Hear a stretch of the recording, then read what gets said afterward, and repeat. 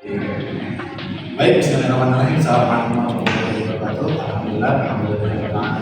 Lebih nasta'in wassalamu ala rasulillah Sayyidina Muhammad wa ala alihi wasallam.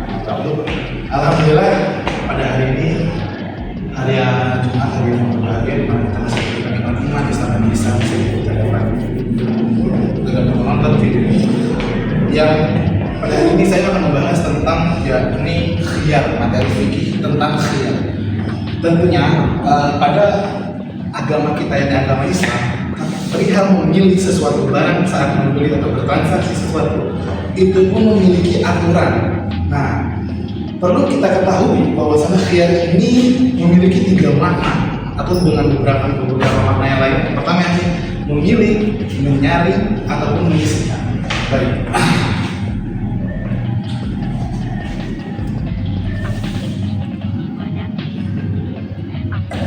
Khiyar.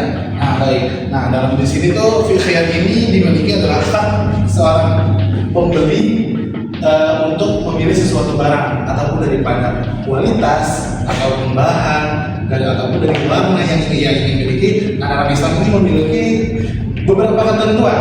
Nah, baik.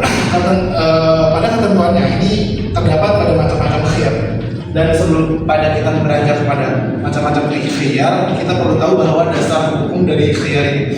Nabi Muhammad SAW pernah bersabda, yakni penjual dan pembeli yang memiliki hak memilih selama keduanya sebelum berpisah. Hadis riwayat Bukhari dan Muslim. Baik. Khiyar yang pertama yakni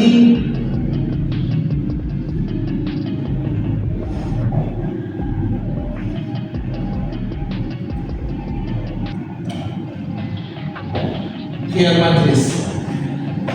Baik, apa itu khiyar majlis? Khiyar majlis adalah khiyar yang dilaksanakan ketika sang penjual dan sang pembeli masih terdapat pada satu tempat.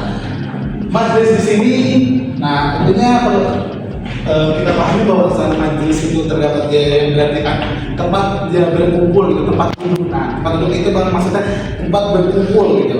Nah, khiyar ini yang artinya ini memilih saat di dalam satu tempat gitu, majelis tersebut gitu. Baik. Jadi hak untuk membatalkan akad selama penjual pembeli belum berpisah dari tempat ini akad dan tempat ini akadnya masih berlaku secara otomatis tanpa perlu syarat. Nah, ini maksudnya ketika misalnya si A sedang membeli baju di pasar, ketika sang penjual, nah, ini misalnya sang penjual dan sang pembeli ini masih ada satu tempat, nah itu bisa membatalkan misalnya baju tersebut misalnya.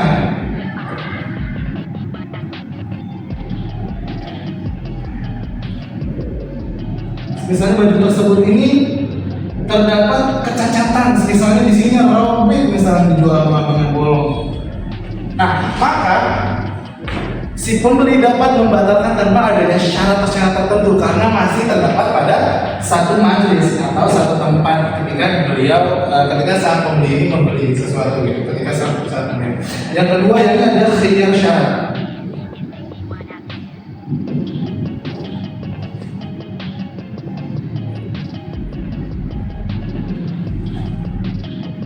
Nah, baik. Nah, khiyar syarat ini yakni pilihan berdasarkan syarat. Yakni penjual atau pembeli itu dapat mensyaratkan untuk diberi waktu tertentu dalam mempertimbangkan kelanjutan sesaat. Nah, sebagai contohnya seperti ini. Saya beli sepatu ini dengan jangka waktu 3 hari untuk mempertimbangkannya. Nah, jadi ini bahasa kita ini tester gitu, kita tester dulu apakah bahan ini sebagus itu dengan kualitas yang penjual itu berikan. Misalnya saya beli sepatu misalnya dari Cibaduyut, sepatu apa ya, merek apa ya. Nah, si penjual ini menjual dengan ini sepatu yang awet dengan 1 tahun gitu.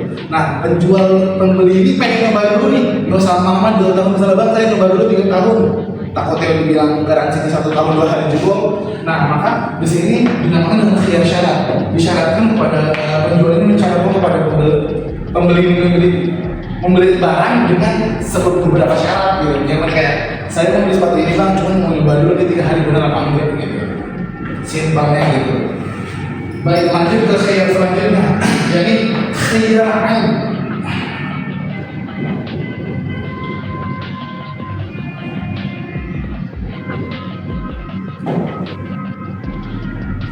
Nah, khiyar aib. Baik, khiyar aib ini ada namanya yang pertama yang perlu kita perhatikan yaitu akhir dari kata khiyar, yaitu khiyar aib.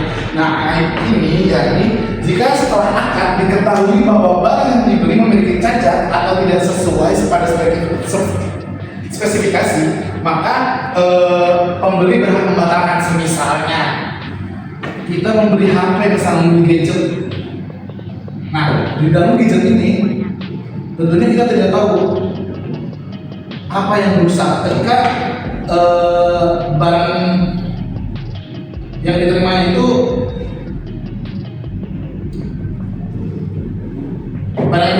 kan kalau gadget itu tidak terlihat ya apa yang rusak di mana, kan ini cuma hard covernya lah, hardware-nya gitu dari bentuknya.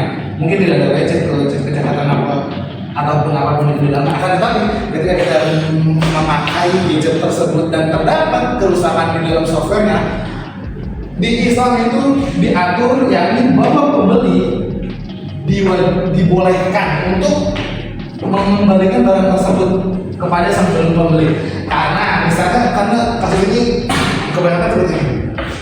Saya menjual HP, bahwasannya saya memberitahu spesifikasi dan kekurangannya itu bahwasannya ini kekurangannya nggak ada, HP tersebut itu masih bagus, karena misalnya dengan iming-iming misalnya baru dipakai 3 hari bang gitu, atau iming-iming yang lainnya. Akan tetapi sebenarnya HP tersebut itu sudah dipakai selama 3 tahun misalnya, dan ada beberapa kerusakan di dalamnya yang di luar HP tersebut itu tidak terlihat gitu. Di luar HP tersebut itu masih bagus gitu, padahal software yang di dalamnya itu sudah terdapat virus, mungkin ada yang layarnya nggak bisa disentuh atau dan lainnya gitu.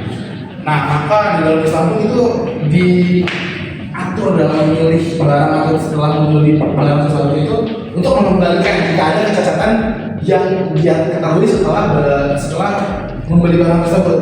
Ya, ini lanjut kepada khiyar gob. Nah, khiyar gob ini khiyar yang dilakukan ketika